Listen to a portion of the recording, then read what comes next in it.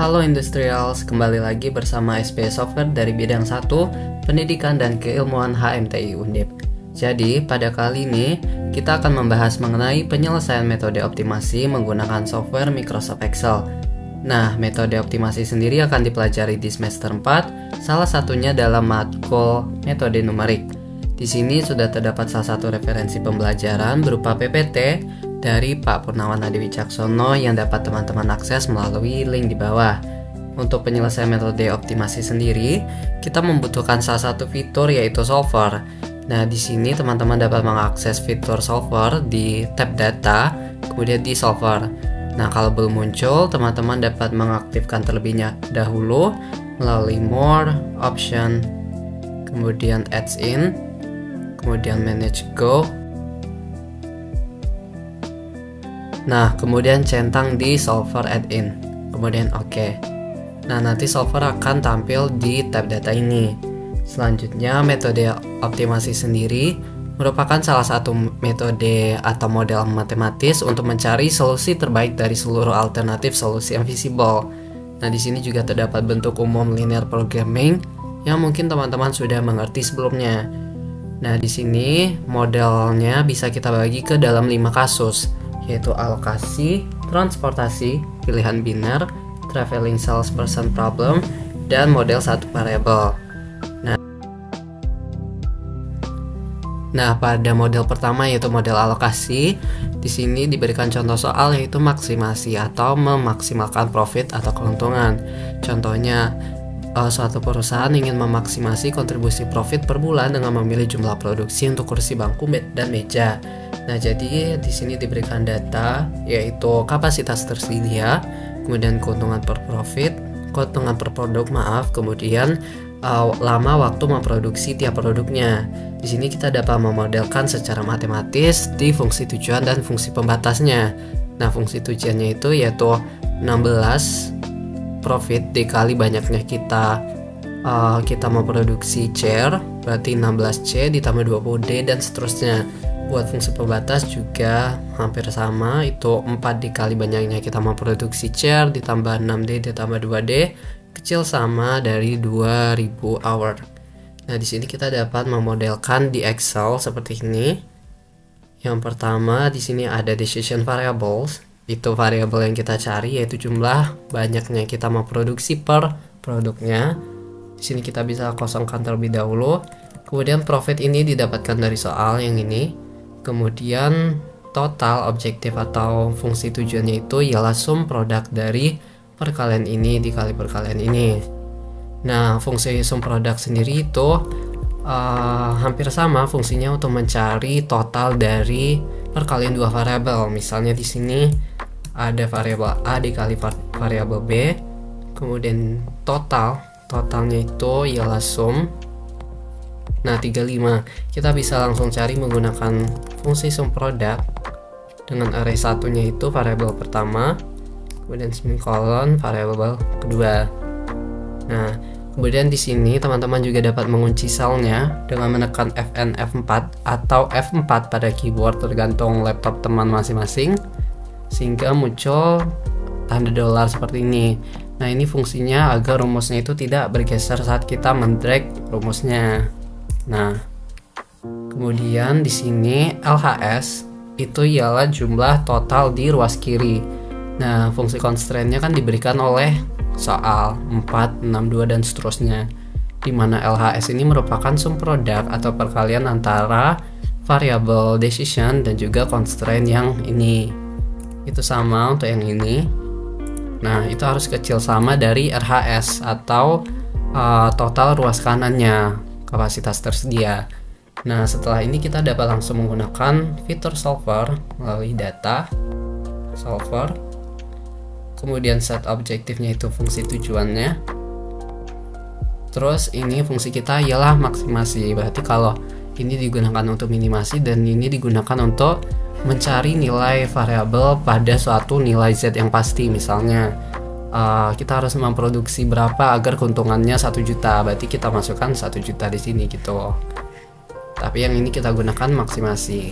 Untuk changing variable itu decision variable yang 3 ini. Kemudian constraint itu ialah LHS harus kecil sama dari constraint-nya RHS. Ini kita bisa add. Nah, di sini juga kita memproduksi itu harus berupa integer atau bilangan bulat. Karena tidak mungkin kita memproduksi setengah atau seperempat begitu. Kemudian oke. Nah, di sini kita menggunakan solving method yang simplex LP.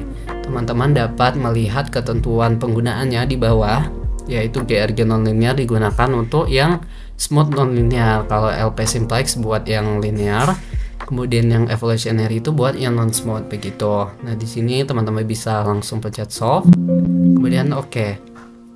Nah, di sini kita udah dapat bahwa total profit maksimalnya yaitu $4.880 dengan jumlah produksi 160 desk, 120 tables, dan 0 chairs begitu. Kemudian model kedua yaitu model transportasi. Nah, tujuan dari model transportasi ini ialah meminimumkan biaya dengan total jumlah alokasi produk per pengirimannya itu seberapa. Nah, di sini diberikan data yaitu data biaya pengiriman. Contohnya 0,6 itu adalah biaya pengiriman dari Minneapolis ke Atlanta dari sumber ke tujuannya.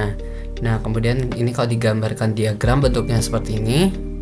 Dan apabila kita memodelkan fungsi tujuan dan fungsi kendalanya itu seperti ini. Nah, kita bisa mengikuti format Excel yang ini seperti di sini. Nah, jadi parameter sini ialah data yang diketahui melalui tabel ini. Kemudian decisionsnya itu ialah ini dikosongkan terlebih dahulu. Untuk receive itu ialah sum antara kolom, sedangkan send itu ialah sum antara baris. Nah, fungsi objektifnya sendiri itu ialah sum produk atau perkalian antara biaya dikali jumlah kita mengalokasikan produk begitu. Nah, setelah ini kita dapat mengikuti atau menggunakan solver dengan set objektifnya yang ini total cost. Kemudian tujuan kita yaitu meminimasi biaya dengan changing variabelnya yaitu yang ini jumlah alokasi produk, dengan constraint yaitu receive itu harus lebih besar sama dari requirement, karena requirement ini merupakan demand yang harus kita penuhi. Kemudian add, kemudian send ini harus lebih kecil sama dari capacity, karena kita tidak mungkin mengirim yang lebih dari kapasitas yang kita punya begitu. Selanjutnya constraint yang ketiga yaitu jumlah alokasi produk kita harus berupa nilai integer. Oke. Nah, solving metodenya juga simplex LP, kemudian solve. Oke. Nah, di sini kita sudah ketemu bahwa biaya terminimal yaitu 13.830 dengan jumlah alokasinya yaitu ditunjukkan oleh tabel ini. Nah, pada kasus ketiga yaitu model pilihan biner, terdapat contoh soal dari kolom communication di mana terdapat sebuah call center yang beroperasi 7 hari per minggu. Nah, di sini berdasarkan regulasi atau ketentuannya, pekerja itu harus bekerja selama 5 hari terus-menerus dan 2 hari libur per minggu. Artinya dia bekerja secara 5 hari turut berturut. Nah, kemudian pegawai yang bekerja secara 5 hari itu mendapatkan gaji $400. Kemudian pegawai yang bekerja 4 hari weekday dan 1 hari weekend itu mendapatkan gaji $440. Dan pegawai yang bekerja di 2 hari weekend mendapatkan gaji $470. Nah, di sini kita dapat melihat data requirement atau kebutuhan minimum jumlah pegawai di tiap harinya ditunjukkan oleh tabel yang ini. Nah, tujuan kita yaitu meminimalkan biaya gaji pegawai dengan tetap memenuhi requirement tiap harinya. Nah, di sini kita dapat memformulasikan fungsi tujuan dan fungsi kendalanya terlebih dahulu. Nah, di sini. Jadi, di sini kita bisa bikin decision variable-nya dulu, staffnya dikosongin. Kemudian cost ini ialah gajinya. Artinya, misal apabila seorang pekerja mulai bekerja dari hari Sunday, maka dia akan bekerja secara 5 hari berturut-turut sesuai dengan ketentuan yang diberikan. Nah, berarti dia akan bekerja mulai dari Sunday hingga Thursday. Nah, di sini dia bekerja selama 4 hari weekday dan 1 hari weekend. Oleh karena itu gajinya termasuk ke dalam yang $440 begitu. Nah, contoh lain misalnya dia mulai bekerja di Monday, maka dia akan bekerja 5 hari hingga Friday secara berturut-turut. Nah, dia akan bekerja full di 5 hari weekday sehingga gajinya termasuk dalam yang 400 begitu. Tapi misal nih pekerja mulai bekerjanya di Wednesday, dia akan bekerja 5 hari berturut-turut sampai Sunday. Oleh karena itu dia kena di 2 hari weekend kerjanya. Berarti gajinya $470 begitu. Nah, di sini kita udah dapat gaji dari tiap pekerja yang mulai bekerja di harinya. Kemudian total cost atau total gajinya itu ialah perkalian sum produk antara variabel ini dan gajinya. Kemudian untuk constraint-nya sendiri kita menggunakan bilangan biner, di mana bilangan biner hanya terdiri dari 0 dan 1, di mana 0 itu artinya tidak, 1 itu artinya iya. Nah, dalam kasus ini 1 itu artinya kita iya mengalokasikan pekerja yang bekerja di hari itu, kemudian 0 itu tidak, kita tidak mengalokasikan pekerja yang mulai bekerja di hari itu. Nah, kenapa ini 1, kenapa ini 0? Karena di sini kan requirement 16 ini dimiliki oleh hari Sunday. Nah, kita harus cari pegawai mana yang bekerja di hari Sunday. Misal, apabila pegawai kerja mulainya hari Sunday, dia akan bekerja sampai Thursday. Nah, di sini dia dapat Sunday-nya nih, dia akan bekerja di Sunday, makanya kita 1.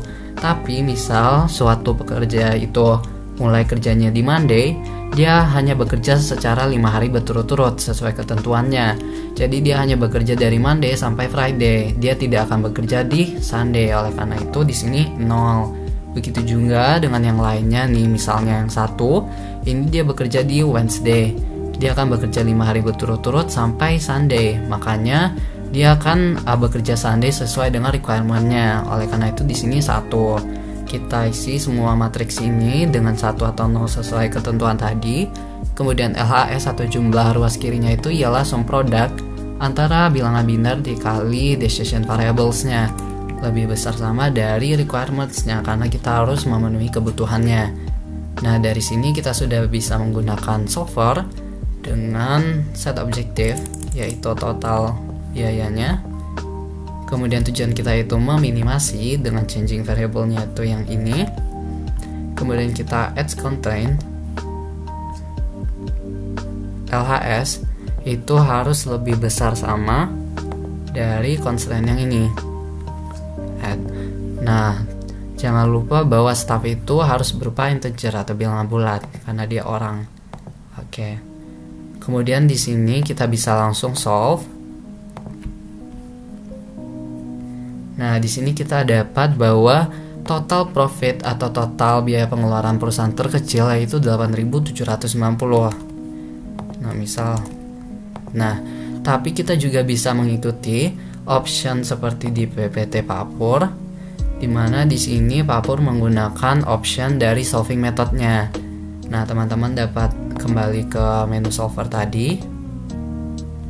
Nah, teman-teman juga bisa lihat bahwa di sini alokasinya yaitu di Friday 2, Saturday 1. Nah, untuk mengakses option di sini, kemudian di sini teman-teman bisa langsung mengikuti ini saja. Nah, jadi fungsi option ini sendiri ialah membatasi iterasi untuk mencari solusi optimal.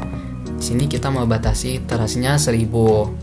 Jadi solusi optimal itu akan dipilih berdasarkan 1000 iterasi yang dilakukan. Begitu. Oke.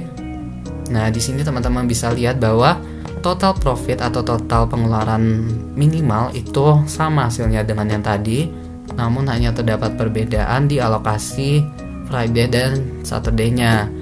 Namun biaya pengeluarannya tetap sama. Oleh karena itu, teman-teman bisa mengingat kembali bahwa solusi optimal itu tidak hanya satu, bisa dengan kombinasi beberapa pilihan. Misalnya tadi di Friday 2, Saturday 1, tapi biayanya juga 8.790. Nah, yang ini 3 dan 0 tapi biayanya juga 8.790. Itu hanya berdasarkan iterasi yang dilakukan. Kalau yang solver pertama, kita melakukan iterasi secara tak terhingga.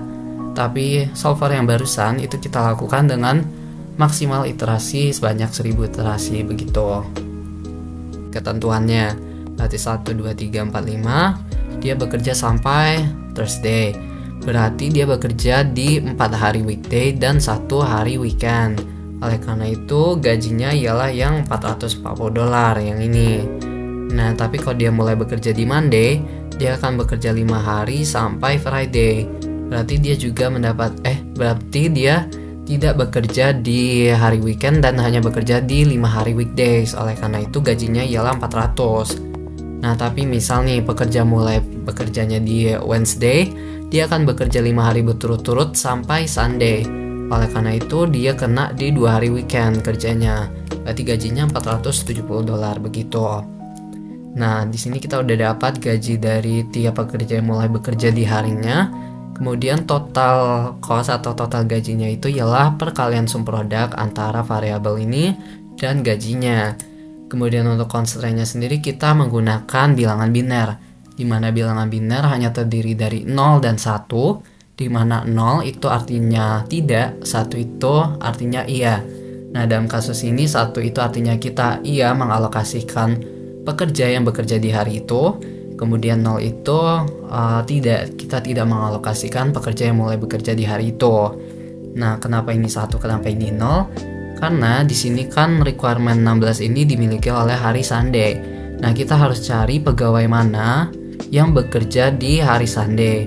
Misal, apabila pegawai kerja mulainya hari Sunday, dia akan bekerja sampai Tuesday. Nah, di sini dia dapat Sunday-nya nih, dia akan bekerja di Sunday, makanya kita 1. Tapi misal suatu pekerja itu mulai kerjanya di Monday, dia hanya bekerja secara 5 hari berturut-turut sesuai ketentuannya. Jadi dia hanya bekerja dari Monday sampai Friday, dia tidak akan bekerja di Sunday. Oleh karena itu di sini 0. Begitu juga dengan yang lainnya nih, misalnya yang 1, ini dia bekerja di Wednesday. Dia akan bekerja 5 hari berturut-turut sampai Sunday. Makanya dia akan bekerja Sunday sesuai dengan requirement-nya. Oleh karena itu di sini 1. Kita isi semua matriks ini dengan 1 atau 0 sesuai ketentuan tadi. Kemudian LHS atau jumlah ruas kirinya itu ialah sum produk antara bilangan biner dikali decision variables-nya. Lebih besar sama dari requirements-nya karena kita harus memenuhi kebutuhannya. Nah, dari sini kita sudah bisa menggunakan solver dengan set objektif, yaitu total biayanya. Kemudian tujuan kita itu meminimasi dengan changing variable-nya itu yang ini. Kemudian kita add constraint. LHS itu harus lebih besar sama dari constraint yang ini. Add. Nah, jangan lupa bahwa staff itu harus berupa integer atau bilangan bulat karena dia orang. Oke. Kemudian di sini kita bisa langsung solve. Nah, di sini kita dapat bahwa total profit atau total biaya pengeluaran perusahaan terkecil yaitu 8.790. Nah, misal. Nah, tapi kita juga bisa mengikuti option seperti di PPT Papur, di mana di sini Papur menggunakan option dari solving methodnya. Nah, teman-teman dapat kembali ke menu solver tadi. Nah, teman-teman juga bisa lihat bahwa di sini alokasinya yaitu di Friday 2, Saturday 1. Nah, untuk mengakses option di sini, kemudian di sini teman-teman bisa langsung mengikuti ini saja. Nah, jadi fungsi option ini sendiri ialah membatasi iterasi untuk mencari solusi optimal. Di sini kita membatasi iterasinya 1000. Jadi solusi optimal itu akan dipilih berdasarkan 1000 iterasi yang dilakukan. Begitu. Oke. Nah, di sini teman-teman bisa lihat bahwa total profit atau total pengeluaran minimal itu sama hasilnya dengan yang tadi, namun hanya terdapat perbedaan di alokasi Friday dan Saturday-nya. Namun biaya pengeluarannya tetap sama. Oleh karena itu, teman-teman bisa mengingat kembali bahwa solusi optimal itu tidak hanya satu, bisa dengan kombinasi beberapa pilihan. Misalnya tadi di Friday 2, Saturday 1, tapi biayanya juga 8.790. Nah, yang ini 3 dan 0 tapi biayanya juga 8.790. Itu hanya berdasarkan iterasi yang dilakukan. Kalau yang solver pertama, kita melakukan iterasi secara tak terhingga. Tapi solver yang barusan itu kita lakukan dengan maksimal iterasi sebanyak 1000 iterasi begitu. Nah, selanjutnya pada kasus 4 yaitu traveling salesperson problem, di mana traveling salesperson ini bertujuan untuk menentukan rute terpendek atau rute paling optimal dengan menjalani semua rute seperti ini. Misalnya di contoh soal ini, sebuah perusahaan itu merakit suatu kendaraan elektrik kecil yang memiliki berbagai macam warna. Nah, di sini juga diberikan jadwal berupa waktu pembersihan di antara pasangan warna C1 sampai C6 yang diberikan di tabel berikut. Nah, di sini kita dapat memformulasikan dulu di Excel seperti ini. Nah, seperti ini. Dan tabel ini kita pindahin dulu ke data yang ini. Nah, di sini kan diagonalnya itu masih 0000. Sedangkan di sini 999. Kenapa? Karena tujuan dari salesperson traveling problem ini ialah untuk meminimasi rute. Oleh karena itu, apabila kita isi 0 ini merupakan nilai yang lebih kecil dari nilai-nilai yang diketahui lainnya. Oleh karena itu, nanti perhitungannya akan memilih 0, bukan memilih nilai yang lainnya. Oleh karena itu, kita pilih angka yang sangat besar, tidak harus 999, boleh 1000 atau berapapun yang lebih besar dari nilai-nilai lain yang diketahui, sehingga diagonal ini tidak akan masuk ke dalam perhitungan begitu. Nah, untuk decision assignment-nya sendiri itu ialah bilangan biner lagi, di mana sum ini ialah penjumlahan kolom dan sum yang ini ialah penjumlahan baris. Nah, kemudian pertama-tama kita dapat menentukan fungsi objektif, yaitu sum produk atau perkalian antara bilangan biner dikali waktu pembersihannya. Kemudian di sini kita bisa langsung ke solver. Kemudian set objektifnya yang ini dengan fungsi minimasi, changing variable-nya yang ini.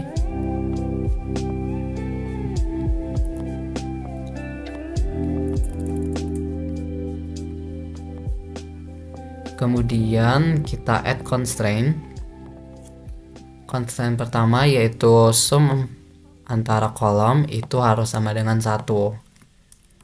Add. Kemudian sum baris juga harus sama dengan 1. Add. Nah, kemudian decision-nya harus berupa bilangan biner. Oke.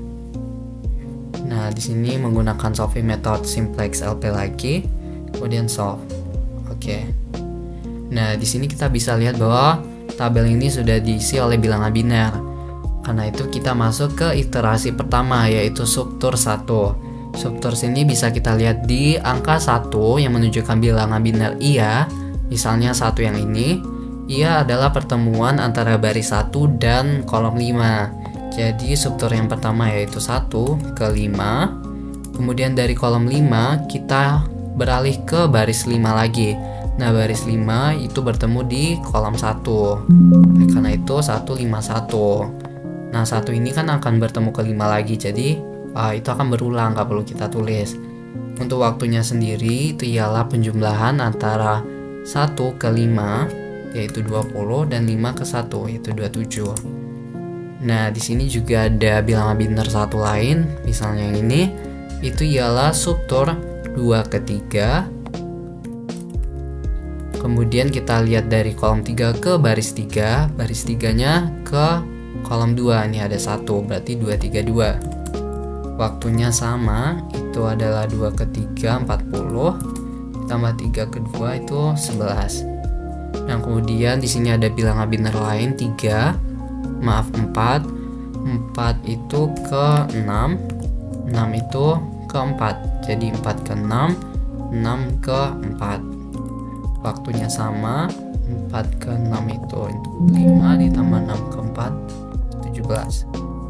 Nah, karena di sini sudah tidak ada kemungkinan subtour lainnya, kita dapat langsung memilih subtour dengan waktu pembersihan paling kecil. Di sini waktu terkecilnya yaitu 22. Oleh karena itu, subtour yang ini kita jadikan constraint baru 4,6.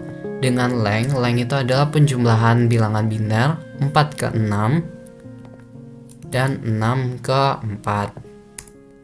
Nah, limit sendiri itu ialah length dikurang 1 berarti 2 dikurang 1, dimana limit ini kita tambahkan untuk menguraikan salah satu urutan dari subtur yang terpilih agar dia tidak kembali ke subturnya, misal 4, 6, 4. Nah, ini kan ada urutan 4 ke 6 dan 6 ke 4, ada 2 urutan lengthnya.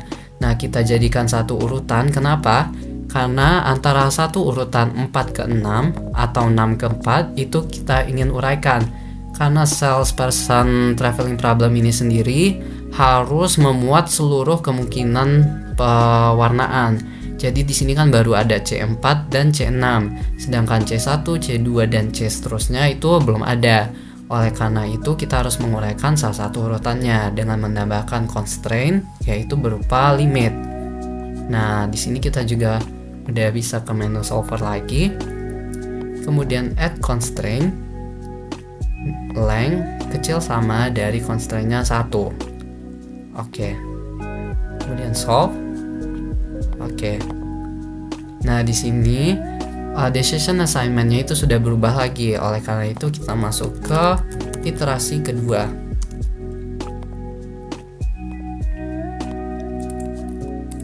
Nah, di iterasi kedua caranya sama. Kita lihat yang bilangan biner 1 itu yang mana. 1 ke 4, 4 ke 6, 6 ke 5, 5 ke 1. Kemudian totalnya itu sama, 1 ke 4, 4 ke 6, kemudian 6 ke 5, 5 ke 1, 7. Nah, kemudian kita lihat yang lain. Nah, 2 ke 3, 3 ke 2. Nah, di sini waktunya 2 ke 3 ditambah 3 ke 2. Totalnya 51. Di sini tidak ada kemungkinan subtur lain. Nah, selanjutnya di sini karena waktu minimalnya itu terletak pada subtur 232, maka subtur 232 ini akan kita jadikan constraint baru, yaitu 2,3. Dengan lengthnya itu ialah bilangan biner 2 ke 3 ditambah 3 ke 2. Nah, limitnya sendiri itu ialah 2 dikurang 1, karena kita ingin menguraikan salah satu urutan dari 2 ke 3 atau 3 ke 2 itu diuraikan sehingga warna-warna lain bisa menjadi salah satu rutenya. Nah, kemudian di sini kita bisa ke menu solver lagi dengan add constraint, length kecil sama dari limit. Oke. Kemudian solve. Oke. Nah, di sini decision variable-nya juga sudah berubah. Oleh karena itu kita lanjutkan ke iterasi atau subtools yang ketiga. Nah, kemudian kita bisa lihat bahwa dari 1 itu ke 2, dari 2 itu ke 3, dari 3 kembali ke 1. Berarti waktunya itu 1 ke 2 ditambah 2 ke 3 ditambah 3 ke 1. Kemudian subtur lain yaitu 4 ke 6, 6 ke 5, 5 ke 4. Dengan total waktu yaitu 4 ke 6 ditambah 6 ke 5 tambah 5 ke 4. Nah, di sini waktu minimalnya itu yaitu 64. Berarti constraint baru itu subtur 465. Dengan length itu penjumlahan dari 4 ini memiliki kemungkinan ke 5 atau ke 6. Berarti 4 ke 5 ditambah 4 ke 6. Kemudian ditambah subtur 6. 6 itu bisa kemungkinan ke 4 atau ke 5. Jadi 6 ke 4 ditambah 6 ke 5. Nah, kemudian ada 5. 5 itu kemungkinannya bisa ke 4 atau ke 6. Berarti yang ini. Kemudian 5 ke 6. Nah, dapatnya 3. Limitnya berarti 3 dikurang 1. Artinya 2. Jadi ada 2 urutan antara subtur 3 ini yang ingin kita uraikan. Mungkin itu bisa 46 atau 65 atau bisa juga 65 dan 5 ke 4 begitu. Di sini kita bisa lakukan hal yang sama, yaitu solver, add constraint, kemudian constraint baru yaitu 3 kecil dari 2. Oke. Solve. Oke. Kemudian close. Nah, kita lanjut ke iterasi atau struktur keempat. Struktur keempat itu 1 ke 5, 5-nya ke 1. Kemudian struktur lain itu 2 ke 4, 4 ke 6, 6 ke 3, 3 ke 2, dengan total waktu yaitu 2 ke 4 ditambah 4 ke 6, 6 ke 3, 3 ke 2. Yang ini total waktunya sama kayak ini 151. Berarti yang minimal itu yang 47. Berarti konstan barunya itu yaitu 1,5. Dengan length itu 1 ke 5 ditambah 5 ke 1. Berarti limitnya itu 2 dikurang 1. 1 ada 1 urutan yang ingin kita ubah dari struktur 151. Kemudian data solver, kita add constraint baru. 2 kecil sama dari 1. Oke. Kemudian solve. Oke.